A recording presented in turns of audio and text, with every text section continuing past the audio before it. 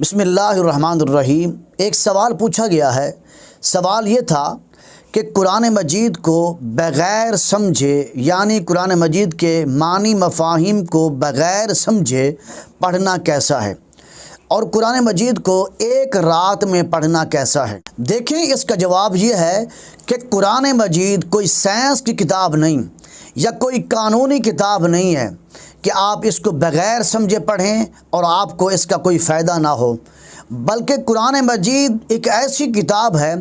کہ دنیا کی جتنی کتابیں ہیں ان میں سے یہ قرآن مجید کا ایک امتیاز ہے کہ آپ قرآن مجید کو سمجھ کر پڑھیں، اس کے معنی مفاہیم کو جان کر پڑھیں گے تو یہ افضل اور اولیٰ ہے۔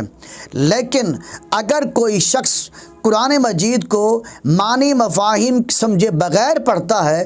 تب بھی اس کو قرآن مجید پڑھنے کا فائدہ حاصل ہوگا، کیونکہ ساری کتابوں میں یہ قرآن مجید کا ہی ایک امتیاز ہے کہ قرآن مجید کو پڑھنا بھی عبادت ہے، قرآن مجید کا سننا بھی عبادت ہے، قرآن مجید کو دیکھنا بھی عبادت ہے، قرآن مجید کو اٹھا کر اپنے ہاتھوں پہ رکھنا بھی عبادت شمار کیا جاتا ہے۔ لیکن ہاں، کمال نفع یہ ہے کہ قرآن مجید کو تدبر کے ساتھ، تفہم کے ساتھ پڑھا جائے تاکہ آپ کو معنی مفاہیم کا بھی علم ہو۔ لیکن اگر کوئی شخص معنی مفاہیم کو نہیں جانتا اور وہ صرف قرآن کی عبارت پڑھتا ہے، قرآن مجید کی منزل پڑھتا ہے، تو اس کو ضرور فائدہ حاصل ہوگا، کیونکہ صحیح بخاری اور صحیح مسلم میں حدیث موجود ہے۔ حضرت ام المومنین عائشہ صدیقہ رضی اللہ تعالیٰ بیان کرتی ہیں، حدیث کا مفہوم ہے کہ جو شخص قرآن مجید کو روانگی سے پڑھتا ہے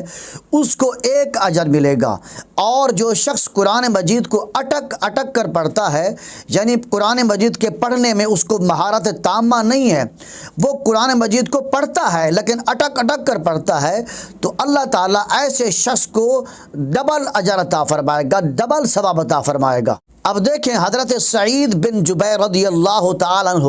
رمضان مبارک میں عشاء آخر وقت میں پڑھتے تھے، اور مغرب اور عشاء کے درمیان میں وہ ایک ختم قرآن مجید کرتے تھے، اور اسی طرح حضرت منصور بن زازان صبح سے لے کر عصر تک روزانہ ایک ختم قرآن مجید کرتے تھے، اور ایک ختم چاشت کی نماز میں کرتے تھے۔ اس طرح وہ روزانہ دن میں 2 ختم قرآن مجید کرتے تھے، اور اسی طرح حضرت عطا بن صائب رضی اللہ تعالیٰ عنہ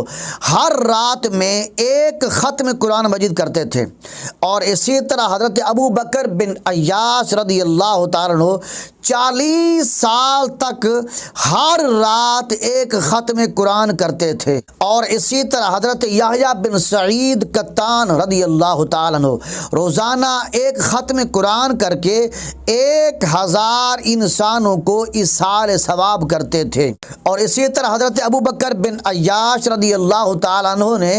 اپنے کمرہ میں پوری زندگی میں 24,000 ختم قرآن کیا تھا۔ اور اسی طرح سیدنا امام اعظم ابو حنیفہ رضی اللہ تعالیٰ عنہ کے متعلق ہے کہ جس مقام پر امام ابو حنیفہ رحمۃ اللہ علیہ کا وصال ہوا تھا، اسی مقام پر امام اعظم ابو حنیفہ رضی اللہ تعالیٰ عنہ نے 7,000 ختم قرآن کیے تھے۔ یہ تمام روایات علامہ ذہبی کی کتاب سے نقل کی گئی ہیں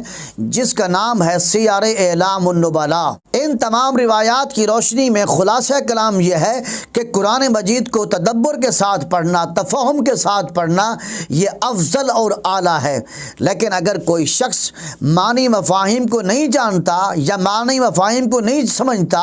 اور وہ صرف قرآن مجید کی منزل پڑھتا ہے، تو اس کو بھی قرآن مجید پڑھنے کا ثواب ضرور حاصل ہوگا۔